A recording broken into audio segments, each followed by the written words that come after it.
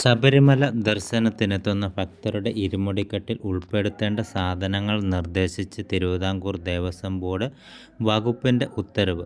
നേരത്തെ പിൻ കെട്ടുകളിൽ ഉൾപ്പെടുത്തേണ്ട വസ്തുക്കൾ സംബന്ധിച്ച് ദേവസ്വം ബോർഡ് പ്രസിഡന്റിന് ശബരിമല തന്ത്രി കത്ത് നൽകിയിരുന്നത്രേ.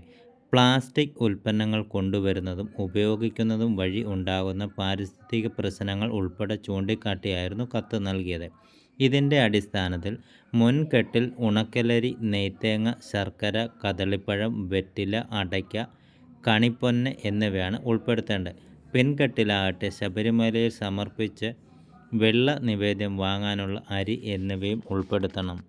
എന്നാൽ അതേ സമയം ചന്ദനത്തിരി, പനിനീർപ്പൂവ്, കർപ്പൂരം എന്നിവ കൊണ്ടുവരുന്നതിന് വിലക്കുണ്ട്. ഇരുമുടിക്കെട്ടിൽ തന്ത്രി നിർദ്ദേശിക്കുന്നതല്ലാത്ത വസ്തുക്കൾ കൊണ്ടുവരുന്നതായി ശ്രദ്ധയിൽപ്പെട്ടിട്ടുണ്ടെന്നും ഇത് പാടില്ലെന്നും ദേവസ്വം ബോർഡ് പുറത്തിറക്കിയ ഉത്തരവിൽ പറയുന്നു.